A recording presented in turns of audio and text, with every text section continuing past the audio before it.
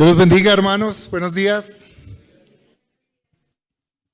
Si esto sigue así, hermanos, toca que nos preparemos para ir a apoyar el Ministerio de Nuevas Generaciones, porque esto está que crece, ¿cierto?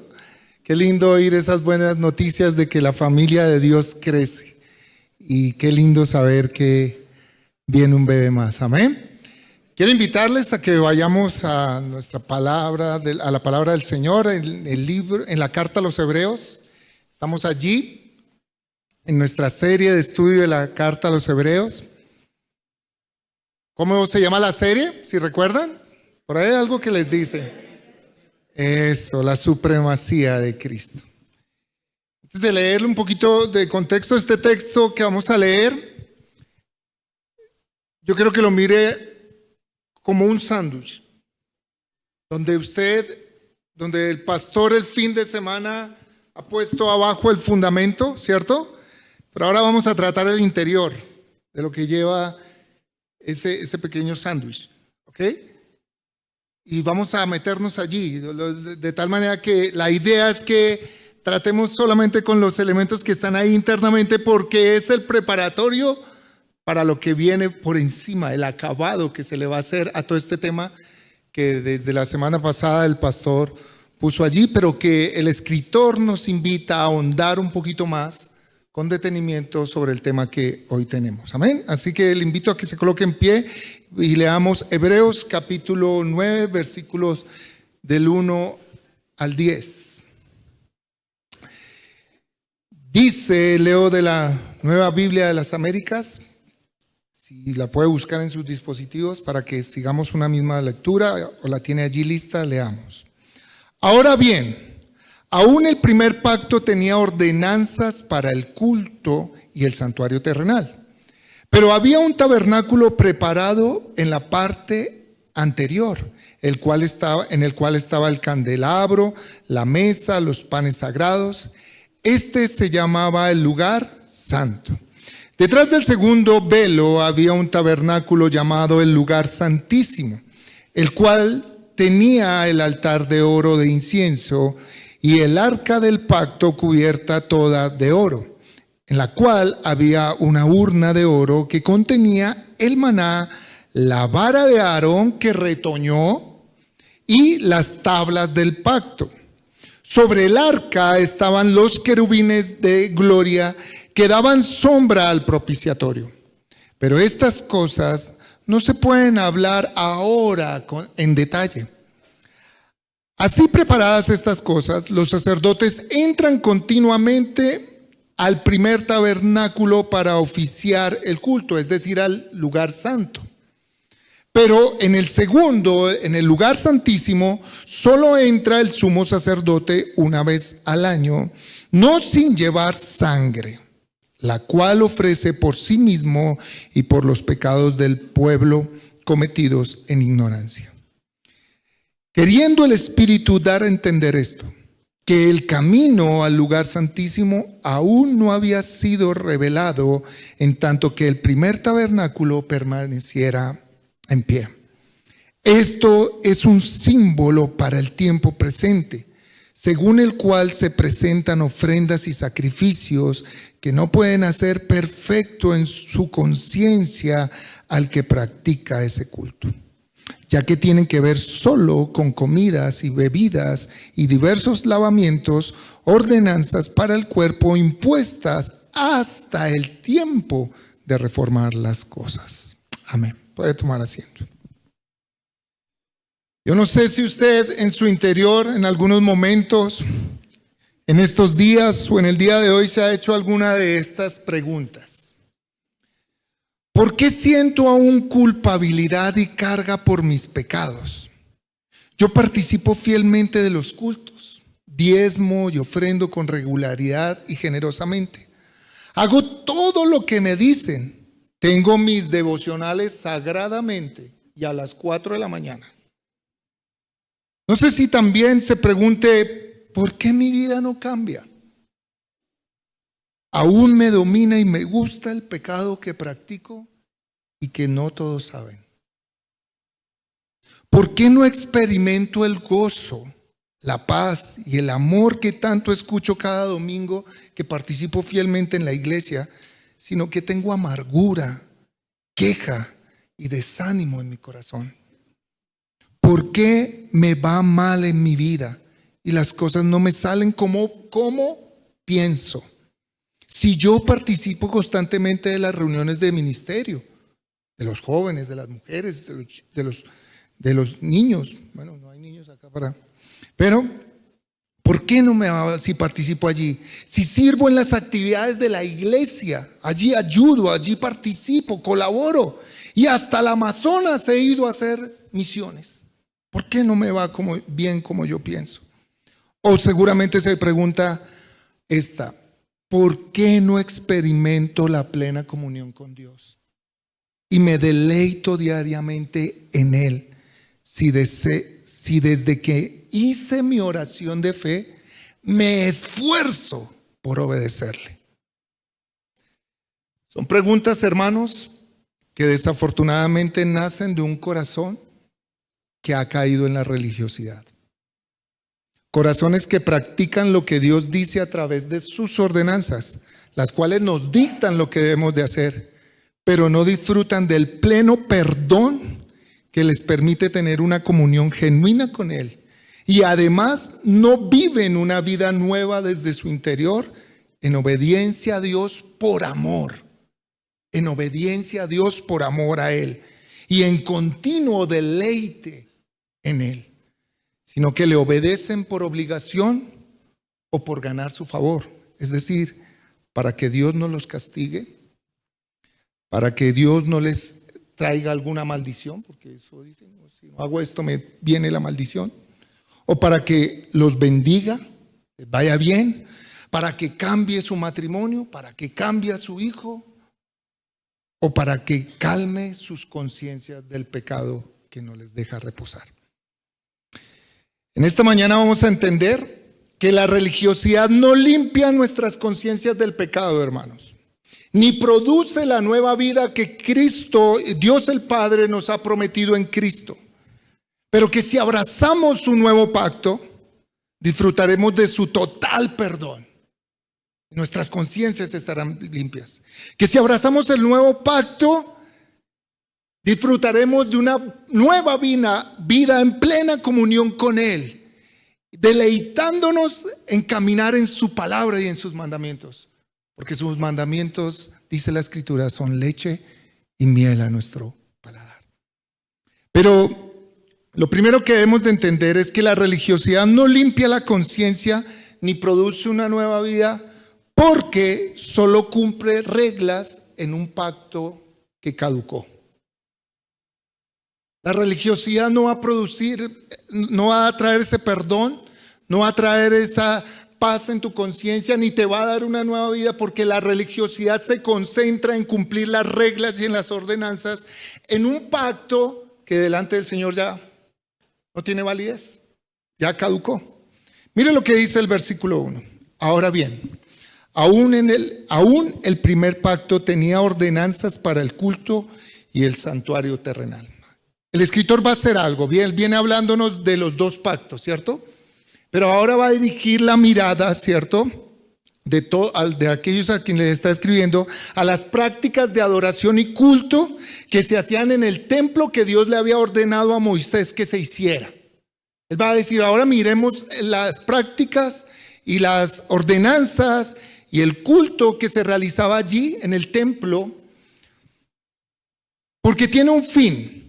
Él tiene un propósito. Ahora, él va a describir toda la estructura y el mobiliario del templo, que había en el templo, y va a describir los oficios. Pero como él mismo dice en el versículo 5, pero de estas cosas no se puede hablar ahora con detalle, porque su interés está en tomarlo como referencia para hablar algo más importante que hay allí en ese servicio en el santuario. Mire, en el versículo 2 dice, nos habla primeramente del lugar santo. Si ustedes recuerdan, estaba el tabernáculo, ¿no? La palabra tabernáculo significa tienda, y había una tienda, y esa tienda estaba dividida en dos, ¿cierto? Dos lugares, el lugar santo y el lugar santísimo. En torno a esa tienda había unos atrios, que se le llamaban los atrios. Pero él está hablando de la parte del tabernáculo, de la tienda. Y dice en el versículo 2, en el primer lugar, en el lugar santo, que ingresaban los sacerdotes, en el cual estaban el candelabro, la mesa y los panes sagrados. En los versículos 3 y 5 nos habla que detrás de ese primer lugar había un velo que los dividía, ¿cierto? Y había un tabernáculo que se llamaba lugar santísimo. Entonces estaba el lugar santo y el lugar santísimo, en el cual estaba el altar de oro del incienso y el arca del pacto cubierta de oro, en la cual había una urna. Dentro de esa arca había una urna de oro que contenía el maná y la vara de Aarón que retoñó, reverdeció, y las tablas del pacto, las tablas de la ley. Sobre el arca estaban 2 querubines que hacían sombra al propiciatorio con sus alas. Todo esto fue construido tal y como Dios le había revelado a Moisés. Si recuerdan el mensaje pasado, Dios le reveló el templo y él simplemente hizo como una copia de lo que vio, pero fue revelado por Dios y tal cual lo hizo. Ahora, después de describir el templo, el escritor ahora va a hablar de los oficios que se hacían allí, en ese tabernáculo, en ese santuario. Dice en el versículo 6, así preparadas todas estas cosas, los sacerdotes entraban continuamente en el primer tabernáculo para oficiar el culto. Continuamente los sacerdotes, día a día y en cada momento, podían entrar hasta el lugar santo nomás. Pero en el versículo 7 dice, pero en el segundo solo entraba el sumo sacerdote una vez al año al lugar santísimo. No sin llevar sangre, hace énfasis. Él no llegaba ya con las manos vacías, llevaba sangre con un propósito, la cual ofrece por sí mismo y por los pecados del pueblo cometidos en ignorancia. Él hace toda esta descripción porque ahora va a enfocarnos en algo muy importante y es lo que él quiere que prestemos atención y que tiene que ver con el tema de hoy. Vamos a leer del versículo 8 al 10.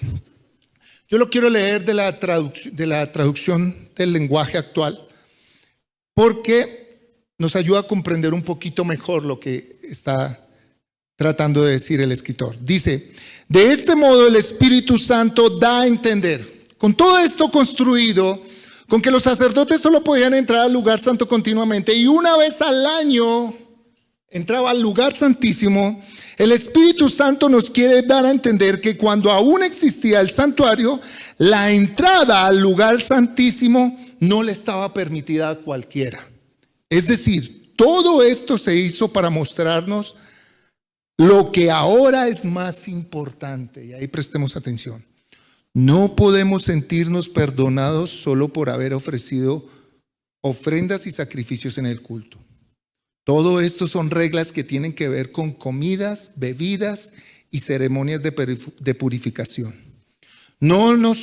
Que nos preparan para el culto, o sea, nos enseñan cómo adorar a Dios debidamente, cómo dar culto a Dios debidamente. Las reglas indican lo que se debe de hacer, pero no nos ayudan a cambiar nuestra manera de vivir. Estas reglas sirven solo mientras Dios las cambie por algo mejor. Y conecta con el mensaje de la semana pasada. Entonces, lo primero que te resalta el escritor es lo siguiente: que con esta forma de servicio, el Espíritu Santo lo que daba a entender era que la entrada al lugar santísimo no estaba abierta para todos. Era limitada solamente para el sumo sacerdote que entraba una vez al año. Entonces imagínate, tú vienes con una carga en tu conciencia por el pecado, traes tu ofrenda y el único que se presentaba a la presencia de Dios para arreglar el problema, y una vez al año, digamos que eso era en diciembre y tú con tu pecado desde enero esperando que el sumo sacerdote fuera allá, ¿cierto? Seguías con tu carga y tu conciencia ahí, pero tú no entrabas, entraba otro por ti ante la presencia de Dios para arreglar tu problema de tu pecado contra Dios. Eso es como cuando usted le dice a otra persona, ay, o cuando viene y dice, ay, pastor, ore al Señor que yo estoy en pecado. No, ore usted, hermano, arrepiéntese usted. ¿Cierto? Lo segundo que nos quiere dar a entender es que las ofrendas y los sacrificios que allí se ofrecían no tienen poder alguno para perfeccionar la conciencia de los que celebran ese culto. Es decir, no podían sentirse perdonados solo por haber ofrecido ofrendas y sacrificios de culto. Lo tercero que nos enfatiza con importancia es que las ordenanzas de culto y de adoración a Dios indican lo que se debe de hacer para adorar y dar culto a Dios debidamente, pero no ayudan a cambiar su manera de vivir. Este es un pensamiento totalmente contrario a lo que el mundo hoy día nos dice. Haz esto y tu vida cambiará. ¿Cierto? 5 técnicas para que tu vida cambie. ¿Cierto? Aquí dice el Señor, eso no les cambia la vida. No sé a quién le cree usted más. ¿Al motivador o al Señor, que es la verdad? Esto nos enseña que las ordenanzas de adoración y servicio a Dios nos dicen lo que debemos de hacer, pero el practicarlas no va a quitar la culpa en nuestro interior de nuestro pecado y no va a producir una vida nueva en libertad de ese pecado. Es decir, podemos cumplir con nuestros diezmos y ofrendas, hermanos, fielmente, ¿cierto? Y vivir una vida alejada de Dios y sin comunión con Él. Podemos cumplir, escuchen, podemos cumplir con todas las disciplinas espirituales, es decir, orar, ayunar, congregarnos, todo este tema, leer la palabra y seguir cargados por la culpa del pecado en nuestra conciencia, atormentados día y noche por lo que hice o dejé de hacer y no sentirme perdonado. Puedo cumplir con la asistencia fiel. Bueno, los que la cumplen, ¿no? A culto, a la iglesia, pero en lo privado hacer todo lo que aborrece Dios y nos pide que no hagamos. Puedo cumplir con mi servicio a Dios, servir en los diferentes ministerios, ser parte del equipo de siervos, dirigir aquí la alabanza, predicar allá abajo, enseñar, pero no honrar a Dios en mi vida íntima.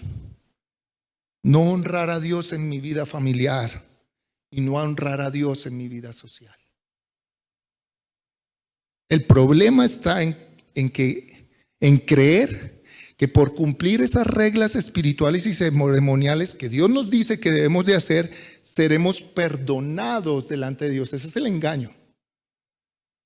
Y tendremos una vida nueva en su bendición. Una forma de ver que estamos creyendo y esa mentira y de que vivimos en esa mentira y en esa religiosidad es cuando tú y yo decimos, ahora sí voy a buscar a Dios. Cuando todo me empieza a ir mal. También decimos, ahora sí voy a diezmar y ofrendar porque es que estoy mal económicamente. ¿Cierto? Ahora sí me voy a congregar porque vemos que los placeres y los amigos ya nos sacian. Ahora sí me voy a someter porque vemos que las cosas no me salieron bien como yo pensaba. ¿Sí ve? Estamos volviendo a creer que las prácticas son las que nos trae el perdón de nuestro pecado, alivian las conciencias y van a cambiar nuestra vida. Si estamos pensando así, estamos viviendo una vida religiosa. Al menos hay personas religiosas que piensan esto. Hay otros que ya no piensan ni orar, ni congregarse, ni diezmar, ni ofrendar, ni buscar consejo, ni buscar dirección. Peor aún. Decimos esas cosas porque creemos que haciendo esto vamos a obtener el perdón y el favor de Dios y que nuestras vidas cambiarán. Esto se llama religiosidad. Y todos desafortunadamente nacimos y fuimos criados bajo la religiosidad. Estamos acostumbrados a cumplir reglas, ritos, reglas y ordenanzas que no nos traen vida nueva, pero nos hacen sentir bien que cumplimos. Y creemos que delante de Dios podremos justificarnos por nuestras obras. Por esto nuestra vida sigue cargada por la culpa del pecado, Por eso nuestras vidas no cambian, sino que seguimos siendo lo mismo. Lo mismo. El punto es que el Señor, a través del escritor en el versículo 10, nos afirma que esas reglas sirvieron hasta el día que Dios las renovó y las cambió por algo mejor. El versículo 10 dice: ya que tienen que ver solo con comidas y bebidas y diversos alimentos y ordenanzas para el cuerpo, impuestas hasta el tiempo de reformar las cosas. Y esto nos lleva al segundo punto, que es que la religiosidad no limpia la conciencia ni produce vida nueva, porque solo el nuevo pacto de Dios da perdón y da vida. Y es importante que nosotros comprendamos ese nuevo pacto, porque solo a través de ese nuevo pacto es que tu conciencia y la mía tendrá paz. Solo al abrazarla podremos experimentar una transformación de nuestros corazones que nos dará una nueva manera de vivir, y ahí sí tendremos una nueva vida. Mientras no haya cambio en el corazón, no habrá vida nueva. Por eso la vida sigue igual, porque no ha ocurrido algo aquí en el interior, aquí en mi mente. Así que ahora el escritor hace esta afirmación de que todo este antiguo pacto viene a ser renovado por Dios hasta el tiempo, y el tiempo fue cuando Cristo murió. Pero dice que ahora vamos a obtener perdón y nueva vida a través de un nuevo pacto por medio de un mediador.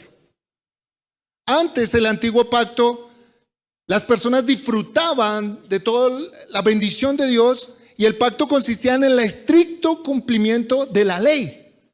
Si no la cumplías, no eras favorecido, ¿cierto? Así que Dios establece ahora un nuevo pacto, pero a través de un mediador, como nos lo hablaban la semana pasada. Así que tratemos de nuevamente retomar un poquitico para poder avanzar hacia lo que el escritor quiere proponer de eso importante. En los versículos 8 al 10, al 11, perdón, al 12, el escritor nos habla de la finalización del antiguo pacto y del establecimiento del nuevo pacto. Y tenemos que entender en qué consiste ese nuevo pacto.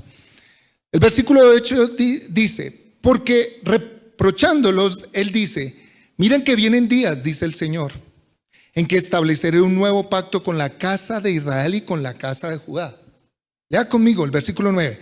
No como el pacto que hice con sus padres en el día que los tomé de la mano para sacarlos de la tierra de Egipto. ¿Porque qué? ¿Por qué lo cambia?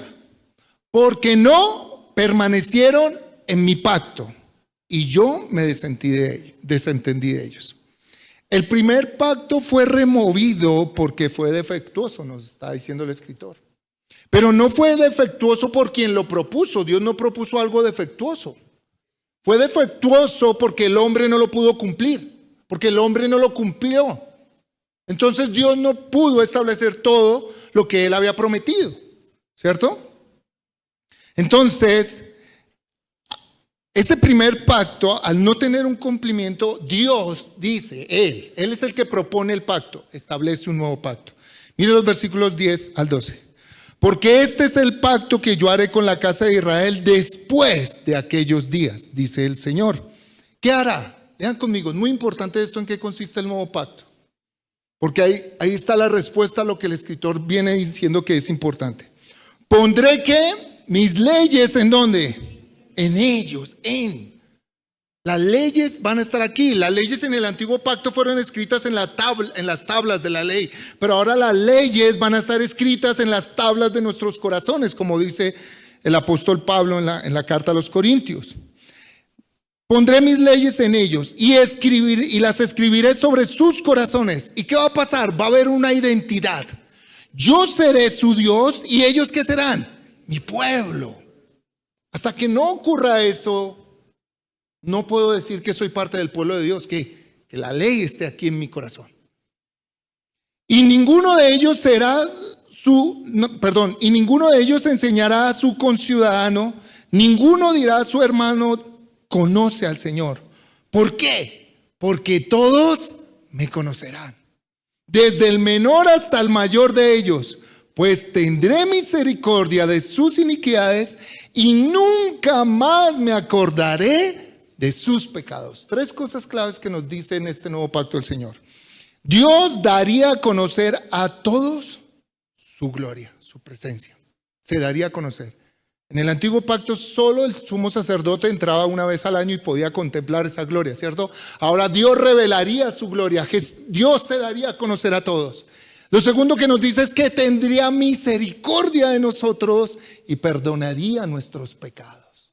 Perdón, ¿cierto? ¿Cuántos no quieren sentir perdón y vivir en paz en su corazón? Solo este nuevo pacto lo trae.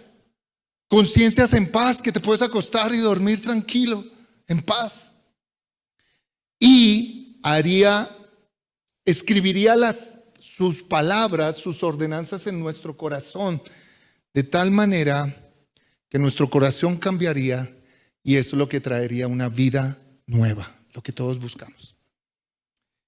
Ahora, aquí se pone más interesante el tema. Ahora, para establecer el nuevo pacto, tenía que cancelarse el primero. O sea, no puede haber un nuevo acuerdo. Yo no sé si usted ha tenido la situación de que ha ido a un banco, usted no puede pagar ese compromiso que adquirió con el banco, entonces usted va a refinanciar, ¿cierto? Su crédito, su compromiso o su deuda. Y él le dicen, ok, pero para poder dar paso a una nueva refinanciación, usted tiene que cancelar la cuota como se comprometió, ¿cierto? Entonces, tiene que haber un cumplimiento del primer pacto y había que cancelar el primer pacto. Pero escuche esto, como el hombre no podía cumplir las exigencias de ese pacto, miren lo que hace Dios. Dios se hace hombre y viene a este mundo para tomar nuestro lugar en la persona de Jesús. Y como hombre, 100% hombre y 100% Dios, se mete entre el pacto que había entre Dios y el hombre como mediador para conciliar, para arreglar la situación. Y como mediador podía comprender las exigencias, como Dios podía comprender 100% las exigencias de Dios y como hombre podría comprender a 100% las debilidades y fragilidades del hombre que le impedían cumplir su pacto. Pero este mediador, Jesucristo, hace algo. Viene a este mundo y cumple toda la ley que el hombre no podía cumplir. De tal manera que cumple el pacto. Jesús cumplió el pacto. Jesús cumplió la promesa. Este mediador llega en representación de la humanidad, recibe el pago que debía recibir por el incumplimiento de su contrato, de su pacto. La paga del pecado era ¿qué? Muerte. El hombre al no cumplir la ley debía morir. Así que Jesús no solo cumple la ley en representación del hombre, sino que recibe el pago que el hombre debía de recibir por ese pacto. Y allí se presenta ante Dios como el sumo sacerdote que nos han venido hablando, ¿cierto? Trayendo ofrenda, sangre. Pero Él no se presenta al lugar santísimo, Él se presenta a la presencia misma de Dios, con su propia sangre, como ofrenda su propia vida. Y esa ofrenda es aceptada por Dios. De tal manera que cuando Dios la acepta, la Escritura dice que el velo del lugar santísimo se rasgó. Y entonces se abre el camino para todos nosotros a la presencia de Dios. Y eso más adelante nos va a explicar el escritor más a fondo eso. Tenemos entrada allí. Y Él, al establecer esta entrada, abre camino a su presencia.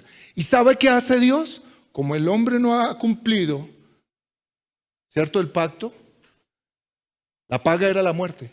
Pero como el sacrificio y la ofrenda de Cristo fue perfecta, su vida cumplió el pacto, Dios a través de Jesucristo le otorga el perdón a la humanidad. ¿Me está comprendiendo? En otras palabras, Dios otorgó perdón y salvación, no por lo que hacemos, sino por lo que Cristo hizo. Dios nos acepta por lo que Cristo hizo, no por la perfección de nuestras obras. Él nos recibe, Él nos acepta, no por nuestra integridad, sino por la sangre de Cristo, por la ofrenda, por la vida de Cristo, por la obra de Cristo, por lo que Cristo hizo. Dios nos acepta. Dios nos adoptó por lo que Cristo hizo, no porque fuéramos dignos de ser suyos, de ser su pueblo. Nos adoptó, nos llama hijos, no porque tú y yo seamos buenos hijos, sino por lo que Cristo hizo. Dios nos hizo su pueblo por lo que Cristo hizo, no por nuestra confesión de fe, de decir simplemente soy cristiano. Dios nos bendice por lo que Cristo hizo. Hermanos, mira, Dios, muchas de las bendiciones que estamos disfrutando, las disfrutamos de parte de Dios por lo que Cristo hizo. No porque las merezcamos y porque seamos obedientes a Él. Recuerda cuando le dice al pueblo de Israel: voy a traer estas bendiciones sobre ustedes. Estoy parafraseando el texto. Y no lo hago por ustedes, sino lo hago por mi siervo David, que ha sido fiel para conmigo. Mucho de lo que disfrutamos es gracias al verdadero David. Muchas bendiciones que estás disfrutando no es porque seamos tú y yo, porque seamos obedientes o porque las merezcamos. Dios nos usa como siervos por lo que Cristo hizo. Nos usa por lo que Cristo hizo, no por las competencias que tengamos. Así que Dios ha establecido que creamos realmente en lo que Él, por medio de Jesús, el mediador, hizo por nosotros. Porque si tú y yo realmente ponemos nuestra mirada en Jesús y entendemos lo que Él hizo por nosotros y entiendes lo que de una manera personal hizo por ti, de que te amó, de que te aceptó, de que te perdonó, de que te justificó, de que te adoptó, de que te recibió por lo que Cristo hizo, entonces allí Dios tendrá misericordia de ti, de tus iniquidades, te perdonará tus pecados y nunca más se acordará de ellos. Cuando tú y yo creemos realmente en lo que Cristo hizo en la cruz por mí ante el Padre.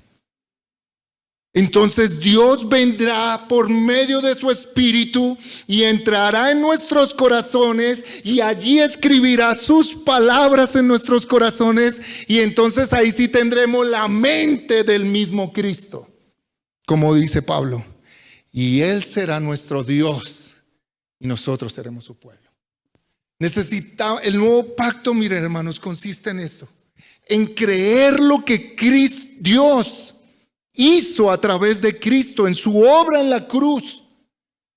Y Él va a venir a nuestras vidas. Cristo debe vivir en nosotros. Cristo debe entrar a mi vida. Cristo tiene que penetrar mi corazón a través de su Espíritu. Dios tiene que entrar y transformar mi mente, transformar mis emociones, transformar mi voluntad y poner su ley, poner su Espíritu, poner su reino en mi vida. Para que yo pueda decir como Pablo, ya no vivo yo, ahora Cristo vive en mí. Y cuando eso suceda, estaremos verdaderamente viviendo en el nuevo pacto. Como resultado de estar viviendo en este pacto, nuestra mentalidad religiosa va a cambiar, hermanos. Pues primeramente tendremos paz en nuestras conciencias por lo que Dios hizo, por lo que Jesús hizo en la cruz. Y andaremos en nueva vida al punto que la cosa cambia. Ahora oramos y leemos la Escritura porque tenemos plena comunión con Dios. Y es un deleite ir a la palabra para escuchar su voz. Es un deleite orar, porque al orar experimento su presencia, me comunico con Él cara a cara. Él está allí, es más, está conmigo para ayudarme a orar como conviene. Y tengo a Cristo intercediendo por mí ante el Padre. Porque hay comunión, ya no oro para que me vaya bien. Ya no oro porque esté bien, ya no hago las cosas por recibir un favor, un premio de Dios. Lo hago porque mi deleite es Dios y lo quiero conocer más y quiero estar más con Él y quiero caminar con Él y quiero andar en amistad y en comunión con Él siempre. Cambia la mentalidad religiosa. Ahora nos congregamos, voy al culto, voy allí al culto porque Cristo vive en mí. Y al vivir en mí, Él me lleva a obedecer su palabra. ¿Y qué dice la Escritura con respecto a eso? No dejen de congregarse, como algunos tienen por costumbre. Voy porque quiero obedecer a Dios. Voy porque quiero conocer más a Dios. Voy porque quiero darle gracias. Voy porque quiero bendecirle con mi vida, entregándole todo lo que soy. Pero voy en obediencia.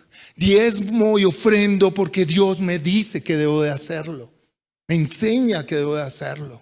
Ayuno, oro, todas estas prácticas que hacemos solo para buscar el favor de Dios, que es religiosidad, cambian y ahora la motivación misma es Él. Sirvo a Dios con los dones y talentos que me ha dado, porque la obra de Cristo en mi vida me ha hecho una nueva criatura y ahora quiero vivir para la gloria de Dios, y como el mismo Jesús quiero estar en los negocios de mi Padre. Yo no sé, yo creo que cuando andamos en religiosidad, meditaba yo para esta palabra, cuando no andamos en el nuevo pacto, no andamos en los negocios del Padre. Y una parte de los negocios del Padre es la salvación de otros. No predico, no enseño a otros la palabra de Dios. No instruyo ni a mis hijos, ni a la esposa en la palabra de Dios. Porque no estoy viviendo en ese nuevo pacto. Por eso la conciencia está cargada. Por eso no sientes perdón. Y por eso no experimentas vida nueva. Hermanos, solo en el creer verdaderamente en lo que Dios hizo a través de este mediador, en el creerlo de corazón, es que recibimos perdón de Dios y Dios viene a nuestras vidas y nos transforma. Esto es lo que nos saca de una vida sin fruto y religiosa, porque nos lleva a recibir una vida nueva de parte de Dios, en completa amistad con Él, en obediencia a sus mandamientos, por su Espíritu que mora en nuestros corazones. Si no ocurre esto, seremos religiosos que simplemente practican reglas de culto y de adoración a Dios, pero que aún no se han reconciliado verdaderamente con Dios y siguen esclavos de sus pecados, siguen en incredulidad. Y sus vidas por eso no cambian. Si quieres salir de una vida, de esa condición de vida, de la carga y la culpabilidad por el pecado, de la insatisfacción de la vida cristiana, ¿sabía eso? Hay algunos que tienen insatisfacción de la vida cristiana. Esto es duro. Esto es tedioso. Si quieres salir de esa vida religiosa que no lleva frutos, donde cada día tu carácter va siendo transformado, vas siendo más humilde, vas siendo más paciente, vas viviendo más en amor, te es más fácil perdonar, te es más fácil honrar a Dios, obedecer a Dios, te es más fácil vivir en integridad. Te es más fácil orar por tus enemigos, bendecirlos, perdonarlos. Vas creciendo, vas cambiando. Pero si sigues siendo el mismo desde el día en que profesaste creer en Cristo, estás viviendo una vida religiosa. Porque la característica de una vida en Cristo es ir creciendo de gloria en gloria, de triunfo en triunfo y de victoria en victoria. Si estás desanimado porque no experimentas un verdadero gozo en tu interior y un deleite en esa comunión con Dios, necesitas entender que el escritor y Dios a través del escritor nos ha invitado a abrazar ese nuevo pacto en Cristo. Hoy nos invita a entender que Dios ha establecido por medio de la fe en Jesucristo como mediador de un nuevo pacto el perdón y la salvación de nuestras vidas. Que solo Cristo tiene el poder para perdonar tu pecado y solo Cristo tiene el poder para cambiar tu vida. Y que el anterior pacto, que ese modelo religioso que estás siguiendo, ya caducó, ya no tiene validez ante Dios. Ya no tiene validez ante Él. Ya caducó. Así que si vas a seguir en algo que Dios, no sé, pero no sé si le está prestando atención o no le está prestando atención, pero eso ya caducó. Ahora Él está pendiente de los que creen en su Hijo y de los que aceptan a su Hijo. Si tú has venido hoy por primera vez y Dios, a través de este mensaje de una u otra forma, se ha mostrado a tu vida y tú quieres disfrutar de su perdón y permitirle a Él que entre a tu corazón, te cambie, pon tu fe verdaderamente en Jesús y en su obra. Pide a Dios que tenga misericordia de ti por lo que Cristo hizo en la cruz. No porque tú tengas algo que merezca ese perdón, es por lo que Cristo hizo, por lo que Él hizo. Y pídele que te dé un nuevo corazón conforme al de Jesús, guiado por su Espíritu, dominado por su Espíritu Santo, para dar frutos para la gloria de Dios. Y si eres cristiano y eres un hermano mío que has caído en la religiosidad, hermano, arrepiéntete. Arrepiéntete. Pídele perdón a Dios porque has confiado más en tus obras que en la obra de Él. Has puesto como Salvador tus obras, lo que tú haces, no lo que Cristo hizo y Él hace. Pon los ojos en Jesús, en lo que Él hizo por ti. Reconcíliate esta mañana con Dios, porque Él dice que sus misericordias son nuevas cada mañana. Y tendrá misericordia de ti y de mí. Perdonará nuestros pecados. Y entraremos a disfrutar de ese pacto que Él nos prometió y de una vida plena y nueva en Él. Amén. Inclina tu rostro.